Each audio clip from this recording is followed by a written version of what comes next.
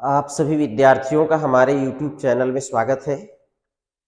हम आपको पढ़ा रहे हैं भारत पर सिकंदर का आक्रमण अर्थात भारत पर यूनानी आक्रमण। आज हमने नोट किया है सिकंदर के सैनिकों का उत्साह भंग होने का कारण क्या था। तो मैंने पहला कारण नोट किया है, उन्हें अपना देश छोड़े हुए बहुत दिन बीत चुके थे, अतः उन्हें घर की याद सता रही थी। दूसरा पॉइंट है, निरंतर युद्धों में व्यस्त रहने के कारण वे थक गए थे।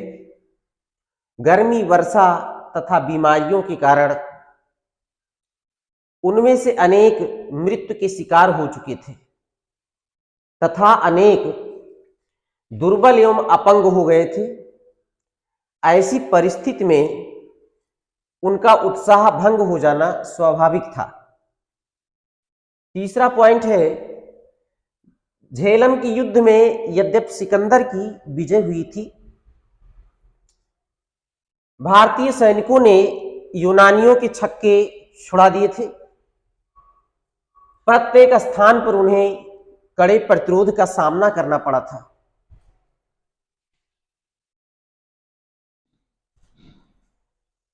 चौथा पॉइंट है, ब्यास नदी के पूर्व की ओर नंदों का शक्तिशाली साम्राज्य था। यूनानियों ने नंदों की वीरता, संपत्ति तथा समृद्धि के विषय में बहुत कुछ सुन रखा था, अतः वह उनके साथ किसी प्रकार का टक्कर लेने के लिए तैयार नहीं थे। ये तो रहा सिकंदर की सेना का उत्साह भंग होने का कारण।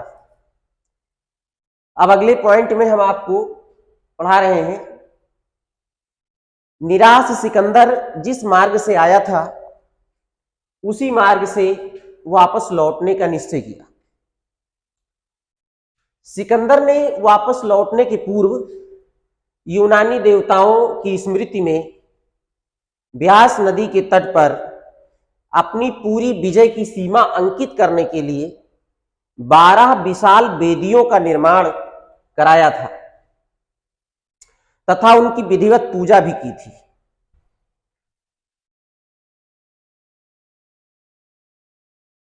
अगला पॉइंट है, सिकंदर ने ब्यास तथा झेलम नदी के बीच का संपूर्ण प्रदेश पोरस के अधिकार में छोड़ दिया। आम्बी को झेलम का पश्चिमी भाग तथा अभिसार को अरसेस राज्य के साथ कश्मीर के भूभाग में उसने शासन करने का अधिकार दिया। अगला पॉइंट है, सिकंदर चिनाब नदी पार कर झेलम तट पर आया। यहां उसे मालो तथा क्षुद्रक गणों के संगठित प्रतिरोध का सामना करना पड़ा। इस संघ के पास एक विशाल सेना भी थी।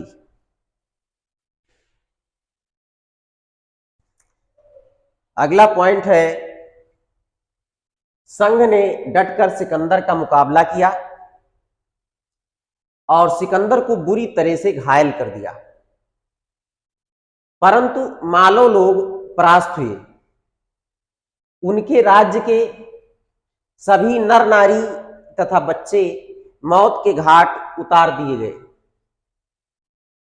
अगला पॉइंट है, मालों के पतन के बाद क्षुद्रकों ने भी हथियार डाल दिए और उनका संघ भंग कर दिया गया।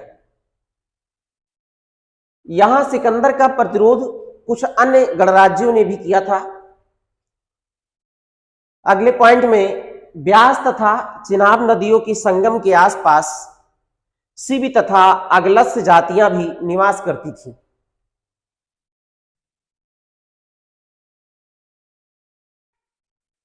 अगला पॉइंट है, सिबी लोगों ने बिना किसी युद्ध के ही आत्मसमर्पण कर दिया, परंतु अगलस्य जाति ने एक विशाल सेना के साथ उसका सामना किया।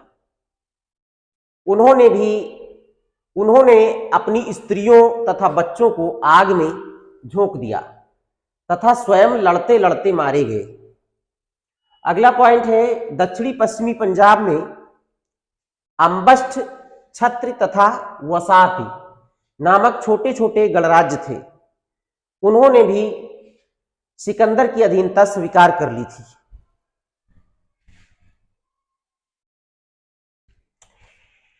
अगला पॉइंट है, अपनी विजय के अंतिम दौर में सिकंदर ने पंजाब की नदियों के संगम के नीचे सिंधु नदी के निचले भागों को जीता।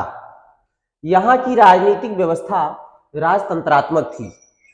सर्वप्रथम सोगडोई के राजा ने आत्मसमर्पण कर दिया। अगला पॉइंट है, इसके बाद सिकंदर ने मुसिक राज्य पर आक्रमण किया। यहां के राजा ने भी साधारण प्रतिरोध के बाद उसकी अधीनता स्वीकार कर ली। इसी समय मुसिक राज्य के पड़ोसी एक पहाड़ी प्रदेश के शासक संबोस ने भी सिकंदर को अपना राजा मान लिया। आज हम आपको बस इतना ही पढ़ा रहे हैं। इसके आगे जो शेष है वो हम आपको अगले वीडियो में पढ़ाएंगे। आप सभी विद्यार्थी लोग हमारे चैनल को लाइक करें, शेयर करें और सब्सक्राइब करें।